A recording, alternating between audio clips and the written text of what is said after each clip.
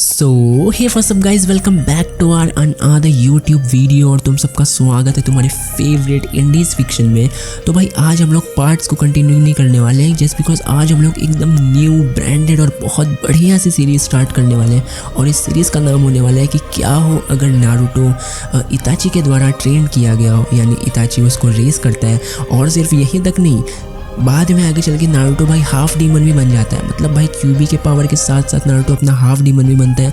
और ये स्टोरी भाई बेस्ट स्टोरी है। मतलब अब तक का जितना भी मैंने पढ़ा हुआ है, जितना भी मैंने वीडियोस बनाया हुआ है, वैसे तो मैंने ज़्यादा वीडियोस बनाए नहीं है, बट वीडियो बनाने के पहले भी मैंने बहुत सारे स्टोरीज पढ़े थे, बट ये अब तक का मेरा one of the best story है। So without wasting any more time, let's get into the video. Naruto का तो डर के मारे बुरा हाल हो गया था।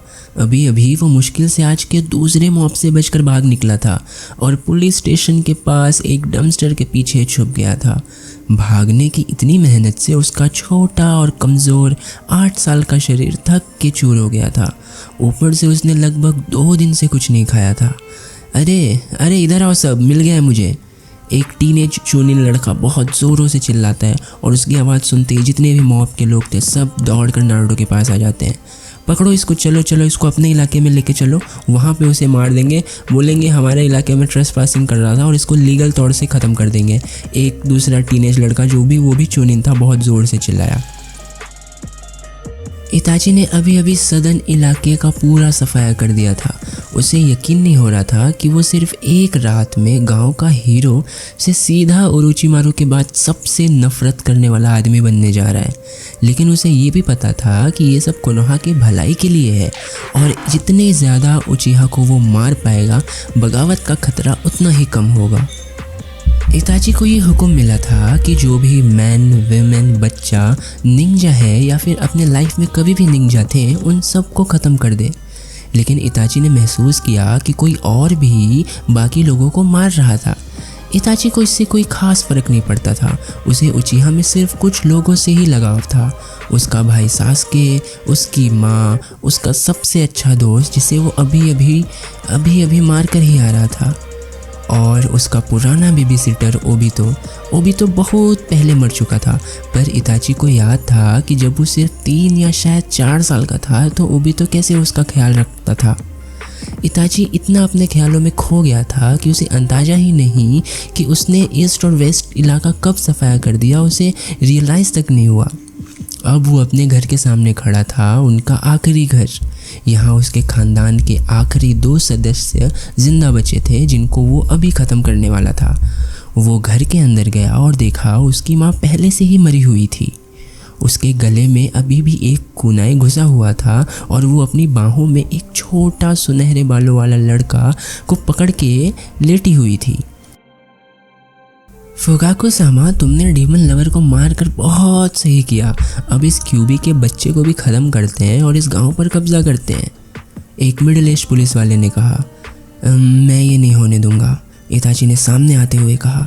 सब खत्म हो चुका है, मैंने सबको मार डाला है, और अब मैं तुम लोग को, नारुतो को तो कुछ नहीं करने दूंगा, इताची ने ये कहा। और जैसे ही वो लोग कुछ रिएक्ट कर पाते, इताची ने फुल स्पीड में उसका सर एकदम धड़ से अलग कर दिया, और जितने भी लोग वहाँ पे खड़े थे 1 सेकंड के अंदर सब के सब मारे गए। इताची इतना ज़्यादा पेन में था कि उसने रियलाइज़ ही नहीं करा कि कैसे कुछ सेकंड्स के अंदर ही उसने 6-7 पुलिस अधिकारियों को एकदम ज़मीन चटा दी, और सब लोग मरे पड़े थे। किसी का सर धड़ से अलग था तो कोई कहीं पड़ा था खून से लथपथ। और फिर जब इताची गुस्से से उबल रहा था और फिर अचानक वो नारुतो का आवाज़ सुनता है, मिस आपने मुझे क्यों प्रोटेक्ट किया? नारुतो रोते हुए चीख रहा था। एक्चुअली में जब बाकी उचिहास को जब वो डंपस्टर के बाजू में मिला तो लोग उसे अपने इलाके लेके आ रहे थे, और अचानक से इताची की मॉम वहाँ आ जाती है और नारुतो को किसी भी हालत में प्रोटेक्ट करती है। नारुतो को बस इतना याद था कि इताची की मॉम सिर्फ इतना चिल्ला रही थी कि चाहे कुछ भी हो जाए, तुम कुशिना और मिनातो के बच्चे को कुछ नहीं कर सकते।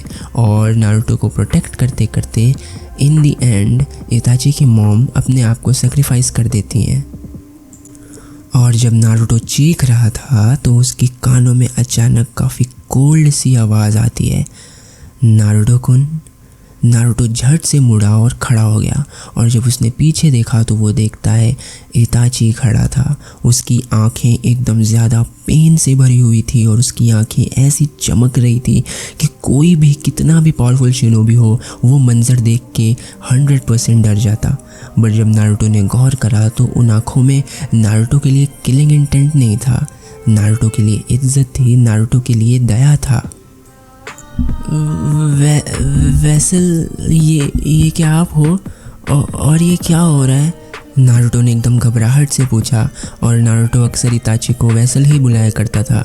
नारुतो जो है इताची का चेहरा नहीं भूल सकता था, क्योंकि जब पूरा गांव नारुतो को मारने के पीछे पड़ा था तो सिर्फ इताची ही एक ऐसा इंसान था जिसने नारुतो को कई बार प्रोटेक्ट किया था और नारुतो को कई बार खाना भी दिया था। हाँ, मैं ही हूँ, और तुम मुझे इताची बुला सकते हो, लेकिन अभी हमें यहाँ से जल्द निकलना होगा और तुम मेरे साथ चलो, मैं तुम्हें सनडैम सामा के पास लेके चलता हूँ, इताची ने कहा कोल्ड आवाज़ में। और अब सीन स्टार्ट होता है कोनोहा वाटर रिजर्वर से। वेसल, सारुतोबी बोले, ज़रा दोबारा बताओ क्या हुआ था? मेरा मिशन लगभग पूरा हो चुका था जब मैं अपने घर में नारुतो कुन से मिला। ऐसा लगता है फुगाकू और कुछ लोग इसे मारने का प्लान बना रहे थे, लेकिन मेरी माँ ने इसे बचाया। मेरा मानना है कि मेरे पिता ने ही मेरी माँ को मारा है। मैंने बाकी सब उचिहास को ख़त्म करने के बाद नारुतो कुन को यहाँ ले आया। मुझे यकीन नहीं हो रहा कि सब उचिहास मर चुके हैं, पर जिसको मैं फ़िलहाल जानता हूँ कि जो ज़िंदा बचा है वो सिर्फ मेरा भाई सासके है, इताची ने जवाब दिया। इताची, अब हम इस योजना पर अमल नहीं करेंगे, सारुतोबी ने कहा। इताची ये सुनकर बहुत चौंक गया। तो फिर हम क्या करेंगे सर? उसने पूछा। तुम और सासकी ही उचिहा खानदान के आखिरी 2 सदस्य बचे हो, सारुतोबी ने समझाना शुरू किया। इताची ने सर हिलाकर हाँ की। सासुके उस समय एकेडमी में था और तुम्हें कल ही कोनोहा के बाहर एक लंबे मिशन पर भेजा गया था। मेरे अनबू को एक मरा हुआ निंजा मिला है जो उचिहा खानदान का नहीं था। उसकी जांच के बाद पता चला कि वो रूट का आदमी था, और रूट तो कुछ साल पहले ही बंद कर दिया गया था। इससे तुम्हारा नाम भी साफ हो जाएगा और मुझे भी अपनी एक छोटी सी समस्या सुलझाने का मौका मिल जाएगा। और जैसे ही सारुतोबी ने अपनी बात ख़त्म करी, इताची जो है अपने पास बेहोश पड़े नारुतो की तरफ उंगली दिखाकर कहते हैं, तो फिर नारुतो का क्या? इताची ने पूछा। वो, सारुतोबी ने उसकी तरफ इशारा करते हुए कहा, तुम्हारा नया मिशन है। पिछले हफ्ते इस पर 3 बार हमला हुआ है और बार बार होते रहता है, और इसके लिए यहाँ रहना बहुत ज़्यादा खतरनाक है। अब ये गांव इसके लिए बिल्कुल महफूज नहीं है। तुम इसे अपने साथ ले जाओ, उसे दिखाओ कि ज़िंदगी सिर्फ मॉब से भागते रहने का नाम नहीं है। उसे ट्रेनिंग देकर एक महान शिनोबी बनाओ, क्योंकि तुम जानते हो उसका पोटेंशियल कितना बड़ा है। मैं चाहता हूँ जब तुम्हारा भाई एकेडमी से ग्रेजुएट करे तुम इसे वापस ले आओ।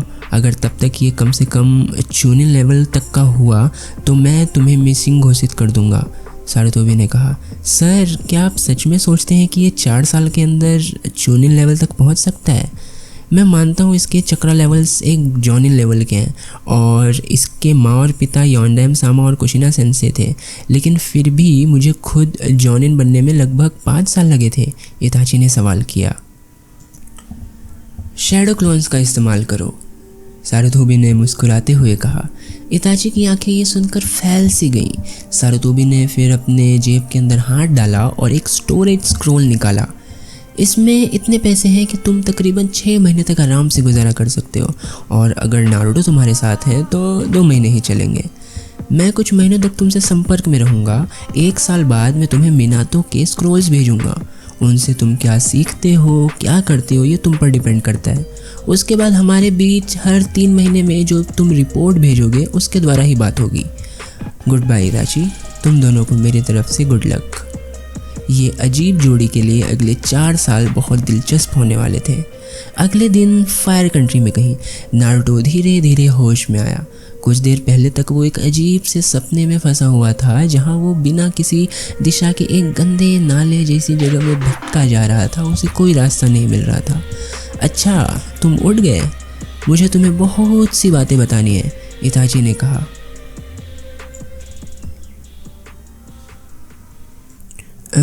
इताची, हम कहाँ हैं और ये क्या हो रहा है? नारुतो ने आसपास नज़र डालते हुए सवाल किया तो वो एक जंगल के एक छोटे से खुले जगह में था, पर इसके अलावा और कुछ नारुतो को खास समझ नहीं आया। नारुतो कुन, मुझे ये बताते हुए थोड़ा अफसोस हो रहा है, पर हमें कोनोहा से लगभग निकाल दिया गया है, तुम्हारे लिए 4 साल तक और मेरे लिए पता नहीं कितने अरसे तक। गांव से दूर बिताने वाले इन सालों में मैं तुम्हारी ट्रेनिंग करूंगा। तुम बहुत ताकतवर शिनोबी बनोगे, इतने कि अपनी विरासत का बोझ उठा सकते हो और आखिरकार अपने दोनों माँ बाप को भी पीछे छोड़ सकते हो, इताची ने एक नरम मुस्कान के साथ कहा। और जैसे ही नारुतो के कानों में उसके माँ बाप की बात गूंजी, वैसे ही वो मानो एकदम एक्साइटेड सा हो गया। मेरे माँ बाप? आप मेरे माँ बाप के बारे में जानते हो? और कौन थे वो? और ये पूछते ही नारुतो की जो मुस्कान थी वो अचानक फिर से गायब होकर एकदम मायूसी में छा गई। और फिर वो कहता है, क्या वो भी मुझे बाकी सब की तरह नफरत करते थे? नहीं नारुतो, बिल्कुल नहीं। तुम्हारे माँ बाप तुमसे बेहद प्यार करते थे। असल में उनकी आखिरी इच्छा भी यही थी कि जिस बर्डन को उठाने के लिए तुम्हें बचपन से ही मजबूर किया गया था, उसके लिए सभी लोग तुम्हारी रिस्पेक्ट करें और तुम्हें हीरो की तरह देखें। इताची ने जवाब दिया, कौन थे मेरे माँ बाप और मैं कौन सा बर्डन उठा रहा हूँ? एक छोटे 8 साल के बच्चे ने पूछा, जो कि नारुतो था। तुम जिस बर्डन को उठा रहे हो वो एक कंटेनर है, यानी जो 9 टेल फॉक्स है वो तुम्हारे अंदर मिनातो नामिकाजे और कुशिना ने ही सील किया था। कुशिना जो रेड डेथ नाम से मशहूर थी और मिनातो नामिकाजे जो कि 4th होकागे थे कोनोहा के, और कुशिना उजुमाकी वो मेरी पुरानी सेंसे और गॉड मदर थी। और इन्हीं दोनों ने 9 टेल फॉक्स को तुम्हारे पेट के अंदर सील किया है।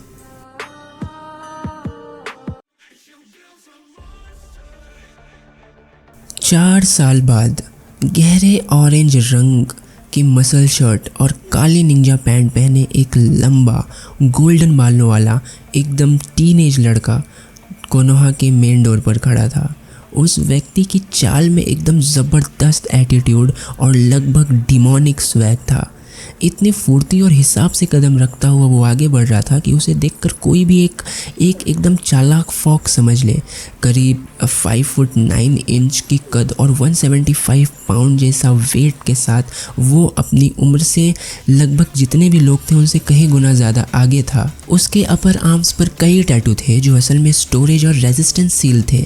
उसने अनबू स्टाइल कॉम्बैट ग्लव्स भी पहने थे जिन पर बहुत सारे गोल्डन प्लेट्स लगी थी, जिनके ऊपर 9 टेल्स लोमड़ी की मूर्ति भी बनी थी। उस आदमी के सुनहरे बाल कंधे तक थे और उसने पीछे एक पोनी टेल बांधी हुई थी। उसके नाखून नीले और हरे रंग से रंगे हुए थे। चेहरे पर 6 मूंछों जैसे निशान थे और गहरी नीली जिसमें बहुत डेंजरस किलर इंटेंट वाली आंखें थी। हालांकि अभी वो आंखें गहरे लाल रैप अराउंड स्पोर्ट्स सनग्लासेस के पीछे छुपी हुई थी। बस अंदाज़ा लगाओ ये कौन था। और वो और कोई नहीं, वो शख्स अपना नारुतो उजुमाकी नामिकाजे ही था। नारुतो उजुमाकी को इताची से अलग हुए अभी 3 घंटे भी नहीं गुजरे थे। इताची और दूसरों से अलग रहना काफ़ी अलग ज़िंदगी होगी, नारुतो ने सोचा। अपनी यात्रा के दौरान उसकी मुलाकात कुछ बहुत ही कूल लोगों से हुई थी।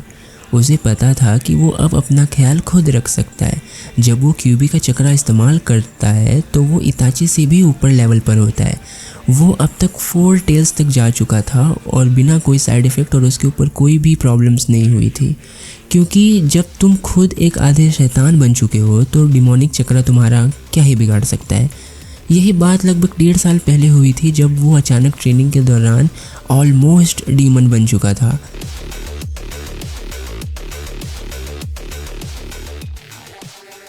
एक्चुअली गांव से निकलने के पहले दिन ही नारुतो को क्यूबी और उसके माँ बाप के बारे में सब कुछ पता चल गया था। लेकिन नारुतो तब आधा डीमन नहीं बना था जब तक वो और इताची एक दिन 2 मिसिंग नींद से नहीं टकराए। वो मुकाबला इतना ज़्यादा खतरनाक और भयंकर था कि नारुतो को दिल पर एक जानलेवा चोट लगी और उसे ज़िंदा रखने का बस एक ही तरीका था। क्यूबी ने उसका दिल निकाल कर अपने चक्रा से बनाया हुआ एक डिमोनिक दिल उसके असली दिल के बचे कुचे हिस्से के साथ जोड़ दिया। और तब से नारुतो और ताकतवर दिन ब दिन होता जा रहा है और वो धीरे धीरे आधा डीमन भी बनता जा रहा है।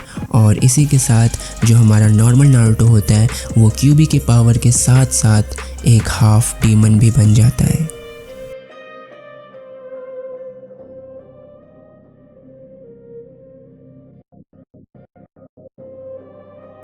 सो यार this is it for today's video. जैसा कि मैंने एक्सपेक्टेशन रखा था कि मैं वहाँ तक कवर करूँगा जहाँ तक नारुतो को उसकी हाफ डीमन पावर्स मिलती हैं, तो यहाँ तक हो गया है। अब इस पार्ट के लिए इतना ही। मिलता हूँ तुम लोगों से नेक्स्ट वीडियो में, यानी नेक्स्ट पार्ट में। अब वो कोई भी हो सकता है, या तो वो नेक्स्ट पार्ट हो सकता है टीममेट वाला, या तो इसका ही होगा पार्ट 2। सो यार this is it for today's video. Thank you so much for watching. Please subscribe and share the channel.